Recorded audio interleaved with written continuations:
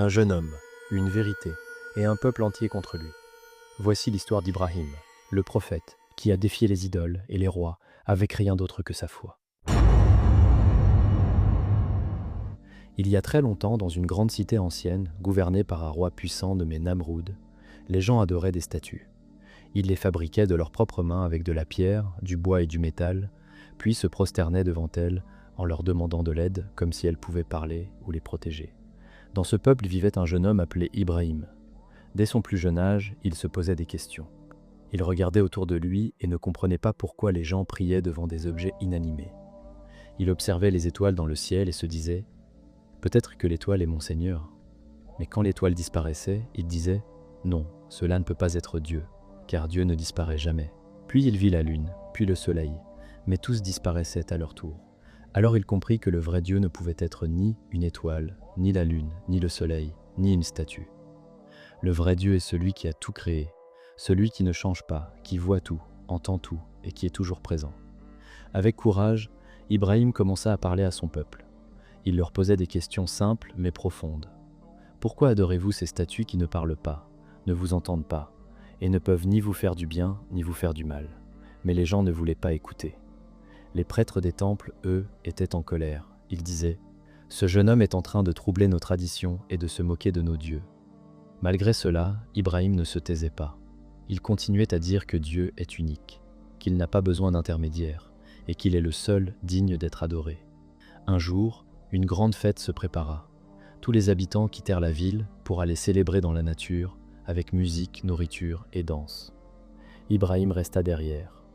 Il profita de l'absence du peuple pour aller dans le grand temple où étaient rassemblées toutes les statues.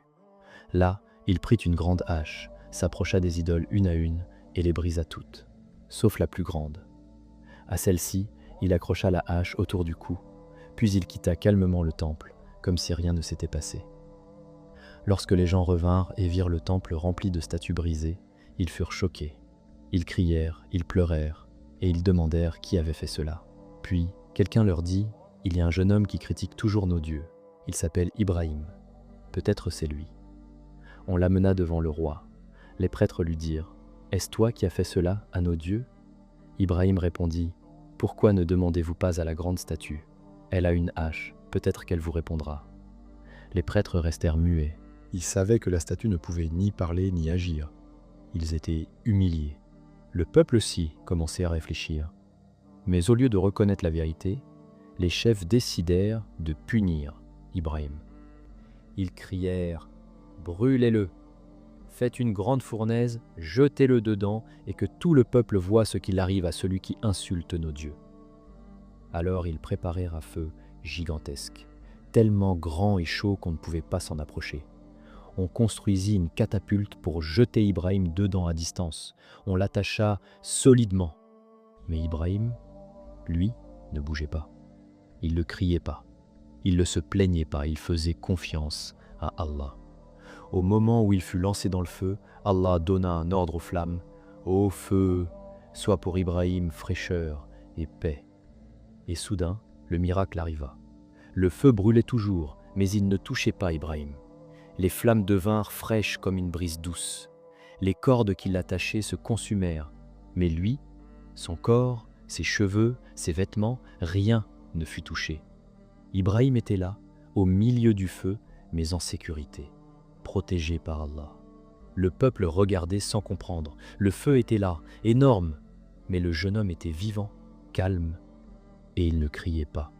C'était un signe clair de Allah. Mais les cœurs des chefs étaient remplis d'orgueil. Ils refusèrent de croire. Puis le roi Namroud, irrité, fit venir Ibrahim devant lui. Il voulait montrer qu'il avait du pouvoir. Il dit « Moi aussi je donne la vie et la mort. Je peux tuer un homme ou le laisser vivre. » Ibrahim répondit « Mon Seigneur fait lever le soleil à l'est. Alors fais-le donc apparaître à l'ouest. » Namroud resta sans voix. Ibrahim quitta la ville. Il avait montré la vérité à son peuple, mais seul Allah guide les cœurs.